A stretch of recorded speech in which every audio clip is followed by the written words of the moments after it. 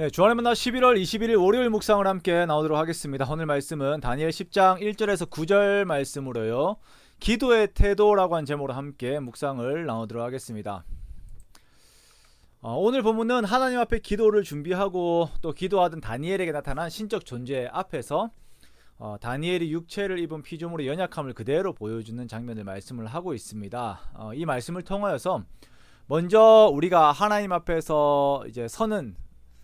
서는 자세를 우리가 배우게 되고, 그리고 하나님을 경험함을 우리가 소원을 하게 됩니다. 우리가 포스트 모더니즘 사회를 살고 있다 보니까 권위에 대한 강조가 많이 약한 것이 사실입니다. 지난 추석에 제가 저희 아버지와 대화를 나누다가 우리나라에 성경이 번역되어 들어올 시기에 우리나라가 왕조 사회였다는 것이 참으로 감사한 부분이다라고 하는 말씀을 들으면서 공감을 한 적이 있습니다. 아직 왕이 있던 나라다 보니까 하나님을 향한 성경의 표현이 왕 대신 하나님께 드리는 낮은 자의 표현들로 잘 묘사가 되었다라는 것이죠. 그런 면이 참으로 감사했습니다.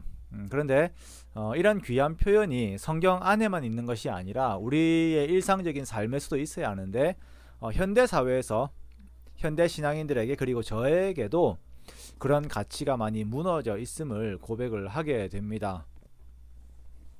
우리가 하나님 앞에 기도를 할 때에 기도라고 하는 그 행위에만 집중을 하지, 기도를 받으시는 하나님 앞에서의 자세에 대해서는 소홀한 것이 참 사실이지요.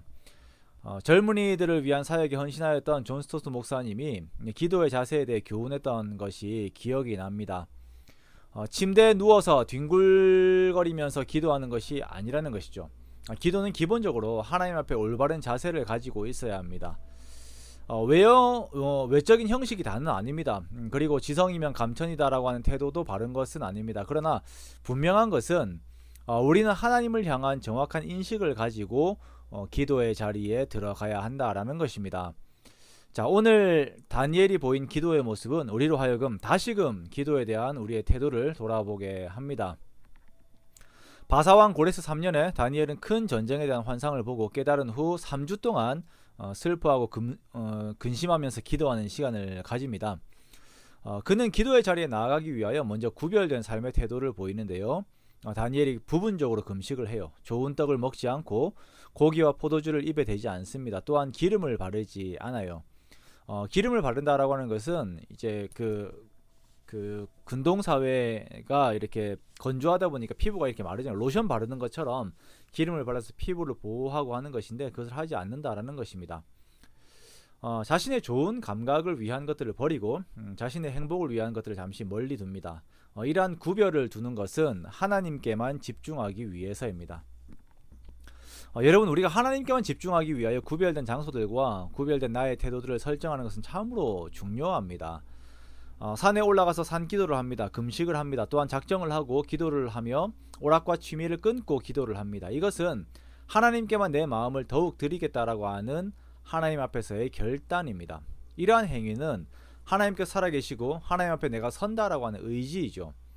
아주 단순한 상황인 것 같은데 우리가 삶에서 이런 의지를 발휘하는 것이 쉽지가 않아요.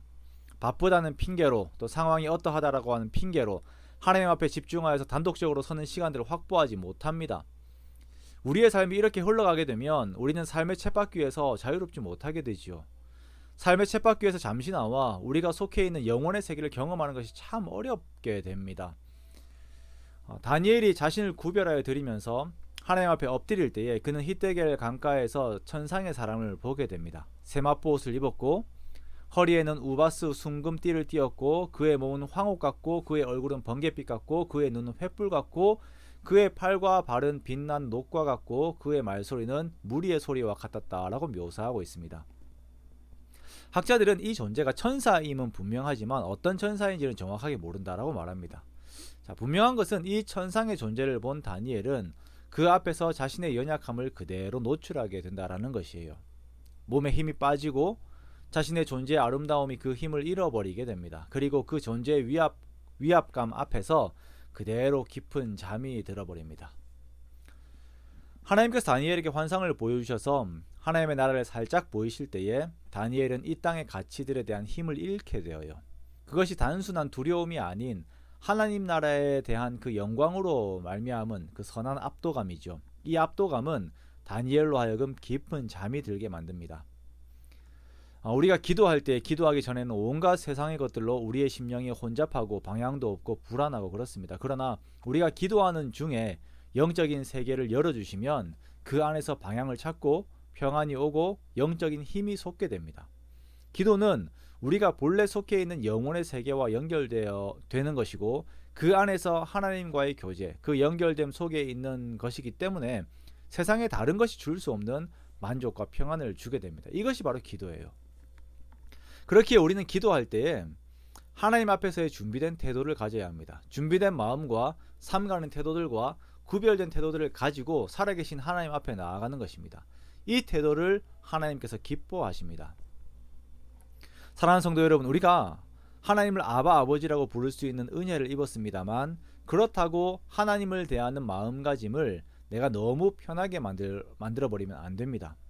우리가 이번 한 주 우리의 자세를 고치고 하나님 앞으로 함께 나아가기 원해요. 그렇게 먼저 마음의 정성을 들임으로 하나님의 기쁨이 되기 원하며 그 태도 안에서 하나님께서 주시는 은혜를 입는 우리가 되기 원합니다.